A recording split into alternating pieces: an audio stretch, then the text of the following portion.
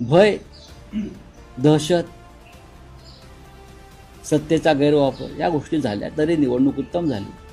आता नवीन उपराष्ट्रपतींवरती जबाबदारी आम्ही देणार आहोत, ती म्हणजे पूर्व राष्ट्रपती धनखड यांचा शोध घेण्याची।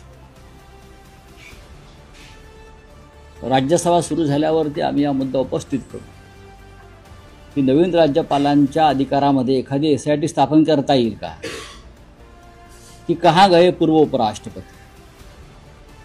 कोणी म्हटलं ते आता हरियाणातल्या एखाद्या फार्म हाऊसवर आहेत, अन्य आहेत। जोपर्यंत त्यांचं सार्वजनिक दर्शन होत नाही आणि इतके दिवस त्यांना कोठे डांबून ठेवलं होतं ते स्पष्ट होत नाही, तोपर्यंत ते गायब आहेत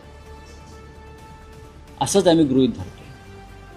संविधानाचं रक्षण करण्यासाठीच नवीन उपराष्ट्रपती जर आले असतील तर आपले पूर्व उपराष्ट्रपतींचं काय झालं हे राज्यसभेला माहिती देण्याचं काम, त्यांची जबाबदारी त्यांची आहे।